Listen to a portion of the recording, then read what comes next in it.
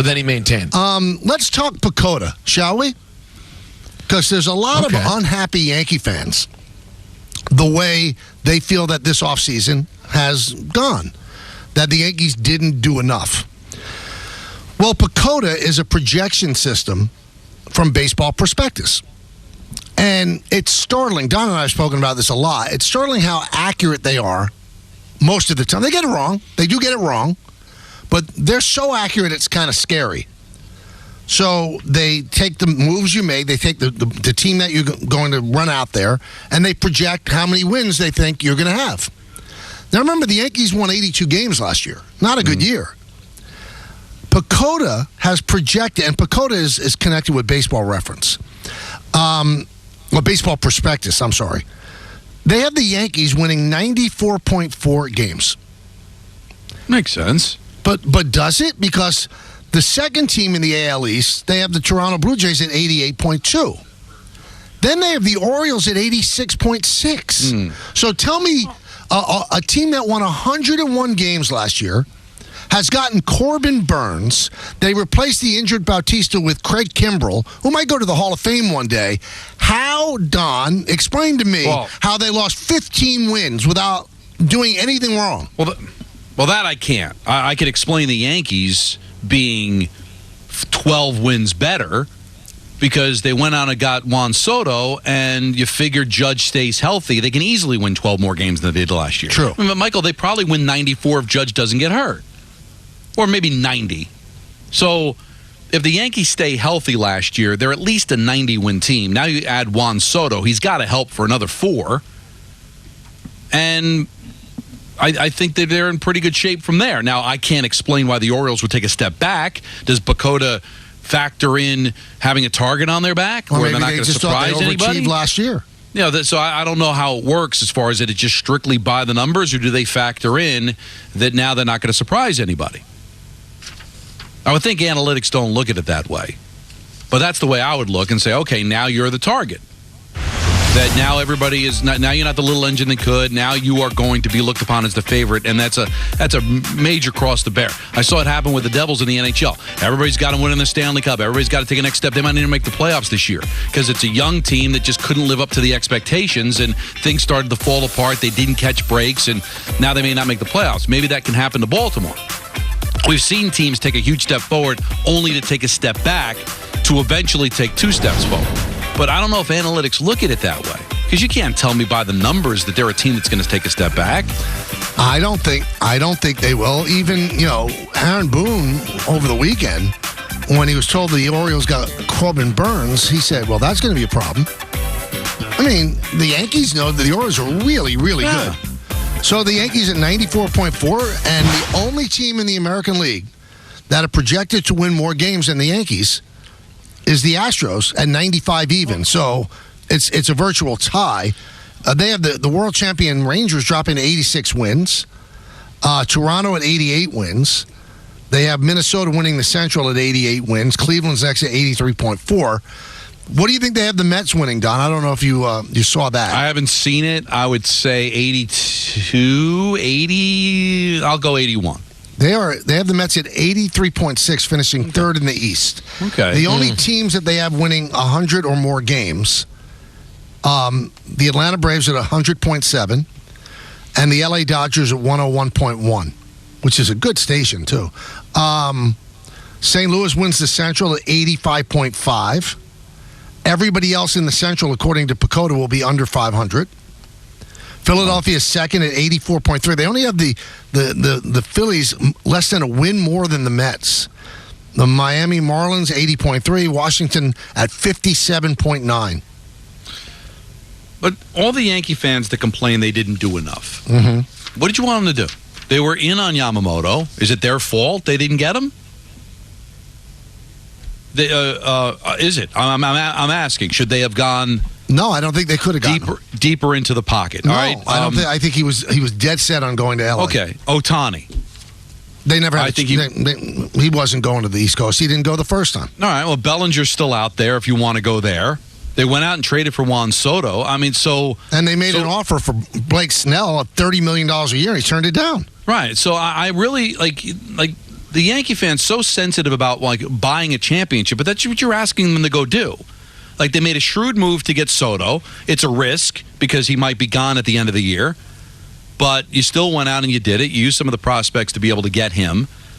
And now you didn't go out and buy Yamamoto. You didn't go out and buy Ohtani, not because you didn't try, but because they chose to go other places. What else are you supposed to do? So that's the only way the Yankees can win, Michael? Is that they go out and they go out and buy the best free agents. It's funny, though, Don. If they had gone out and Juan Soto was a free agent, they got him, Pete would be, like, doing cartwheels in the streets. So they made a trade for him. Well, now, it doesn't mean that they're going to have him for a long-term contract, but they have him for this year. Right, but I don't think they'd be doing cartwheels if they signed him to a one-year contract.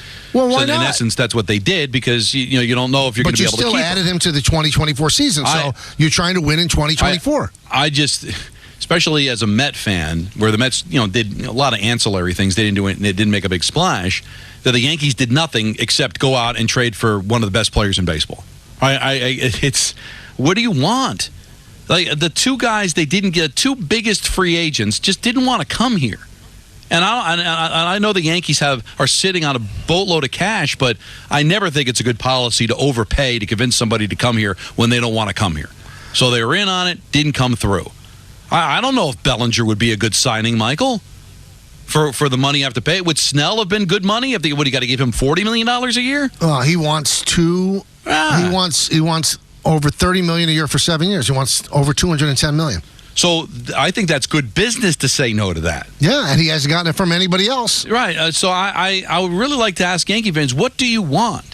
You won 82 games last year. Didn't have Judge for most of the year. Didn't have Rizzo for most of the year. Didn't have Rizzo for Didn't have Trevino for most of the year. Trevino was hurt. Cortez was hurt. Missed the first half of the season. Nestor Cortez missed most of the season. Now, there's obviously things to be concerned about. It's not a slam dunk. That's, I guess, what you want. You want a team that is clearly better than everybody else and that's going to win the division by 20 games and win the championship.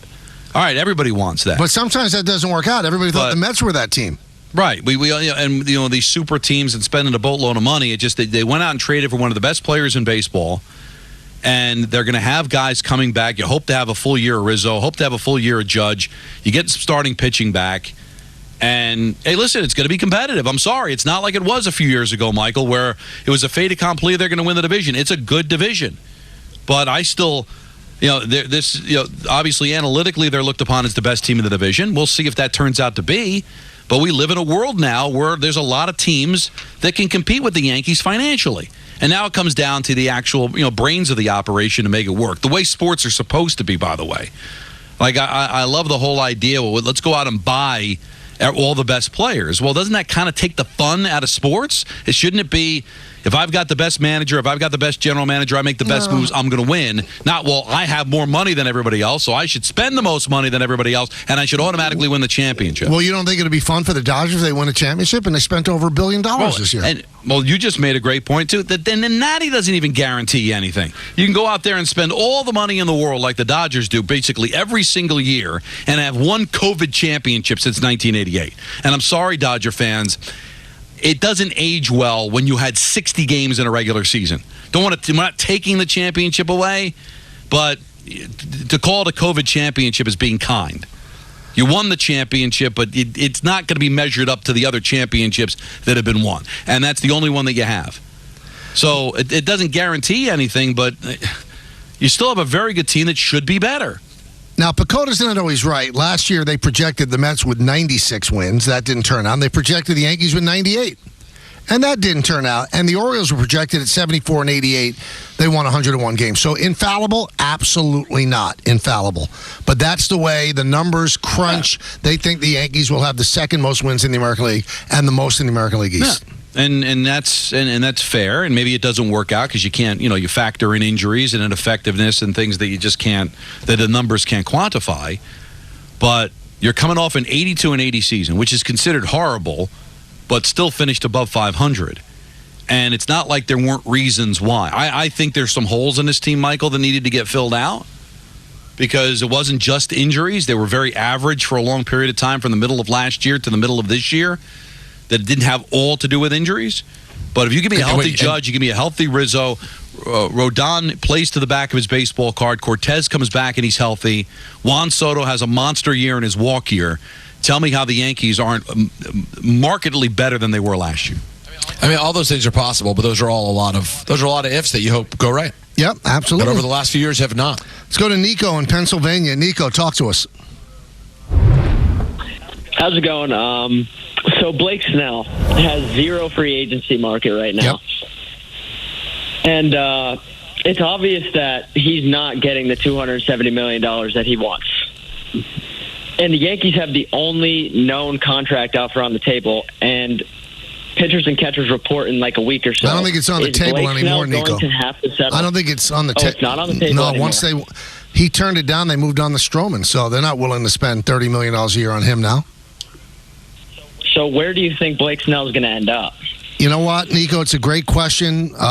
Boris is very patient. Maybe a big-time pitcher blows his arm out at the beginning of spring training. He's not going to rush it and get him to anybody. But the thing that Boris, to me, and people that listen to the show know how I feel about Boris. I think he's great. I think he's overvaluing him because all of the guys that are left out there, they have warts. Blake Snell won 2 Cy Young Awards. Look at the years between the 2 Cy Young Awards. Look at them. Even while winning a Cy Young Award, he averages 5.1 innings per start. Same thing with Bellinger. Bellinger, MVP with the Dodgers, great year with the Cubs. The years in between, the Dodgers released him. They released him. The guy who has the least amount of warts would be Jordan Montgomery, and the Yankees trade. They never thought that Jordan Montgomery was a pitcher that he helped the Rangers win the World Series. Obviously, they didn't. They traded away a left-handed homegrown starter. I don't think $30 million a year for Jordan Montgomery is going to happen. So I think that a lot of these guys, you can ask for anything, but so far nobody's biting. No, and the Yankees' first spring training game is 19 days away, and they report next week. So teams, I think, are not going to make those big additions unless somebody breaks down early in camp. Maybe Boris has to reevaluate how he does business. Because it sounds to me, Michael, like he always operated under the assumption there's always one dumb owner. Or several. That might not be the case anymore. You saw what happened with the Padres. These owners that are all old and want to win, they die off. The analytical world is kind of changing, where a lot of teams are just wising up to, I don't have to spend stupid money out of desperation like I used to back in the day. And then the big guns are, the Yankees are obviously a little bit more fiscally responsible than they were, 10, 15 years ago. The Boston Red Sox are in disarray right now. So are the Mets as far as like how they got burned by spending the big money in free agency last year. So maybe, counting on that one dumb owner, Michael, maybe it ran dry. Well, but the owners have kind of wised up a bit when it comes to certain players. If I'm Pete Alonso, I need to really reevaluate too. Am I going to get the money that I'm going to command on the open market next year, even if I have a big season? And also what's killing this market, Don, the Dodgers are out. They spent $1 billion. There's no spot for them to land there. The Yankees are out. The Mets seem like they're very content with Vientos as the DH and, a very questionable rotation. They're not spending the money. So all the teams that have a lot of money, Texas is doubting what kind of money it's going to have with the new television contract. So it's not spending a lot of money. Houston's not spending a lot. So who's spending this money for Blake Snell? You just hit on a lot with the regionals being in the trouble that they're in. That's a big source of revenue. There was always a lock back in the day. And I just, as much as we knock the analytic world, Michael, when you go by these numbers and you live by them like a religion, that sometimes these teams just aren't going to spend. Now, there's always going to be that one guy, we're like, boy, you really signed for that kind of money. But these small market teams, you saw what happened with Junior. They're locking these guys up early. I just think they're wising up. And if I'm Scott Boras, I've got to reevaluate, Michael, because this is not the first time he's had a client that doesn't get signed. Happened with Conforto. Now, he was coming off an injury, but, it's not the first time that he sat there and his client's been holding the bag and spring training starting, and that bag didn't get filled up with cash. But most of the time it works out. I mean, the Spike Owen thing didn't work. But I hear what you're saying, and the market has changed a little bit, so we'll see. Also, some interesting news for baseball. The mayor of Las Vegas, Carolyn Goodman, told Front Office Sports today on a podcast that the athletic stadium plan, quote, does not make sense, and the team should figure out a way to stay in Oakland. This is the mayor of Vegas. Wow. It's falling apart. That's crazy. Isn't that unbelievable, Peter? I mean, the plan, Wow. they're moving to Vegas. Well, maybe they're not. The land is the Tropicana Hotel, which they're tearing down. And the mayor said it just doesn't make sense. Also, their lease is up at the end of this year. Where are they playing? Are they playing in the Giant Stadium? Because they haven't even broken ground yet for the stadium in Vegas. And the mayor's saying, listen, go somewhere else. That's fascinating. Very odd. Artie in Fairlawn. Artie. Hey, what's up, guys? How you doing? Man, you guys are amazing. I'm doing great. I'm even doing better after that. When you talked to Laura Benetti, that was like unbelievable. I loved it. I love your show. That was like so out of the blue. Thank you. And can I tell you one thing, Yep. Mike? First of all, you look younger since you got married to Jody. Wow. Second of all, one of the best days of my life, unfortunately, the Yankees were not in the playoffs. So I came in the first wild card weekend, and you're doing the wild card game after 20 years of not doing a Yankee playoff game. That was fun. That was in '95. Absolutely. The electricity in that ballpark was unbelievable. It's amazing. I can't believe it. I said, no way. That's Michael and Ava? God bless you guys. I love your show. Thanks, Thank man. you, man. Thanks. Appreciate Love it. it, man. Thank you. Let's go to James in Westchester. James, Hey, good afternoon, gentlemen. how you doing? Yeah, I was going to talk about the Knicks, but, I'm going to leave this short and sweet. I want to talk about the Michael K. theme song, which this is the New York sports show. All right. And it needs swag. Yeah. The Michael K. theme